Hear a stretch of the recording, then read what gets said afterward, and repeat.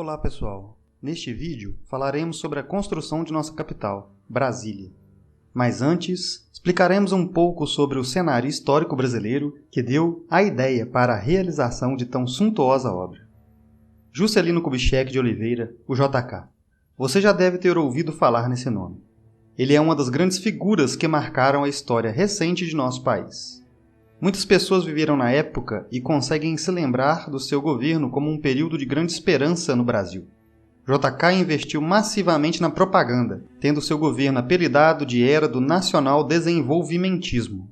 Em grande parte, seus projetos de governo foram baseados na moda do primeiro mundo, ou seja, o negócio era imitar os países desenvolvidos, implantando o capitalismo liberal e as fábricas no país. Para JK, o desenvolvimento nacional era uma espécie de corrida econômica, onde nós, países subdesenvolvidos, ou seja, atrasados, deveríamos correr em passos largos para alcançarmos aqueles que já haviam largado há muito tempo nesta corrida, os países de primeiro mundo. Juscelino criou um conjunto de medidas governamentais que visavam viabilizar investimentos, principalmente estrangeiros.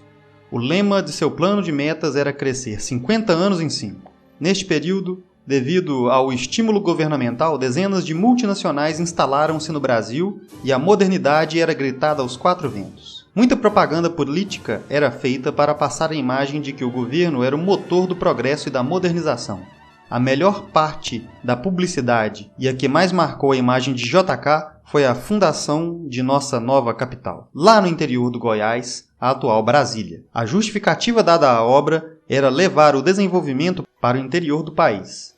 Brasília seria uma propaganda fabulosa de JK, que apareceria como um sujeito ousado, empreendedor, capaz de levar o Brasil ao futuro. Porém, além de promover a integração nacional e o desenvolvimento, uma das intenções políticas que motivaram a construção de Brasília, ou seja, a transferência da capital federal, era o de afastar as questões políticas dos ânimos alvoroçados da população carioca e do Sudeste de forma geral.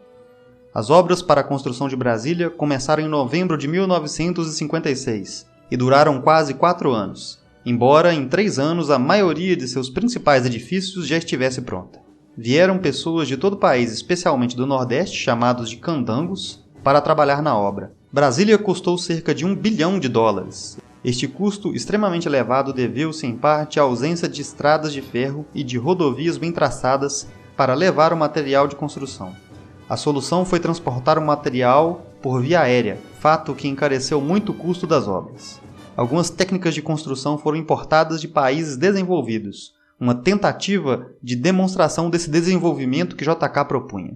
Brasília foi muito bem planejada, contando com os projetos idealizados pelo arquiteto Oscar Niemeyer e o urbanista Lúcio Costa. JK comandava o projeto modernista definido com urbanistas e arquitetos. Na área central do projeto foi construído o plano piloto, inspirado no avião, onde as asas são as áreas residenciais e a fuselagem o eixo monumental, onde estão localizados a esplanada dos ministérios e o Palácio do Planalto. Em Brasília estão as sedes dos poderes legislativo, judiciário e executivo, além de todos os ministérios da República, embaixadas estrangeiras e organismos internacionais com representações no Brasil. A política econômica desenvolvimentista de JK promoveu de fato uma grande evolução no país. Porém, esta evolução não atingiu a todas as parcelas sociais. Ou seja, o modelo modernista concentrou rendas na mão da elite, só piorando a situação dos pobres. As obras de Brasília e seus gastos exorbitantes fizeram a inflação e a dívida externa aumentarem, assim como o descontentamento com relação ao governo. Pessoal, parece que o motor do progresso começava a engasgar. Brasília tem uma área de 5.502 km² e população de 2,9 milhões de habitantes.